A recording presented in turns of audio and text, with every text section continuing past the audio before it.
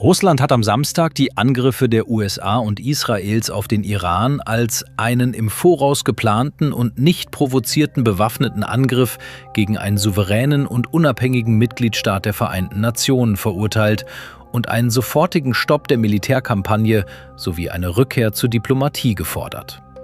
In einer auf Telegram veröffentlichten Erklärung des Außenministeriums wurde behauptet, Washington und Tel Aviv versteckten sich hinter Bedenken hinsichtlich des iranischen Atomprogramms, strebten in Wirklichkeit jedoch einen Regimewechsel an. In der Erklärung wurde gewarnt, die Angriffe trügen das Risiko, in der Region eine humanitäre, wirtschaftliche und möglicherweise radiologische Katastrophe auszulösen.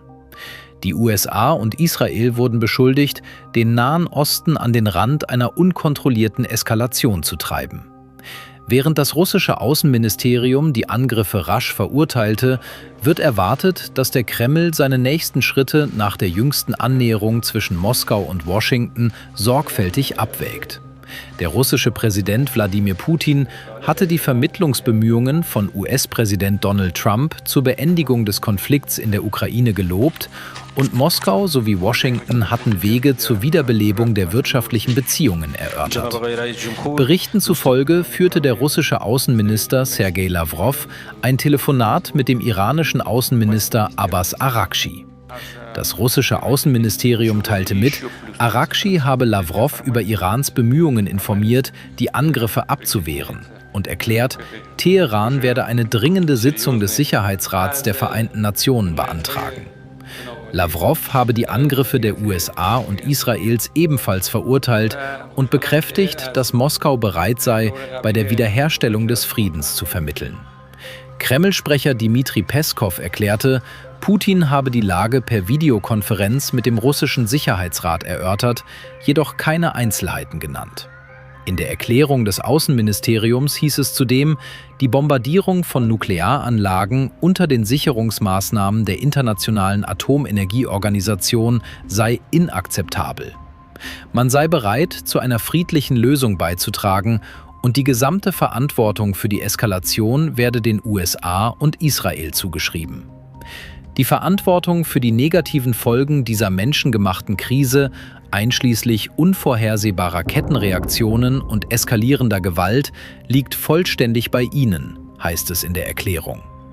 Das russische Außenministerium verurteilte außerdem den seriellen Charakter der von der US-Regierung durchgeführten destabilisierenden Angriffe und beschuldigte die USA, die völkerrechtlichen Grundlagen der Weltordnung ins Visier zu nehmen. Russland verfolgt eine sensible Balancepolitik im Nahen Osten, da es seit Jahrzehnten warme Beziehungen zu Israel unterhält und zugleich starke wirtschaftliche und militärische Verbindungen zum Iran entwickelt hat.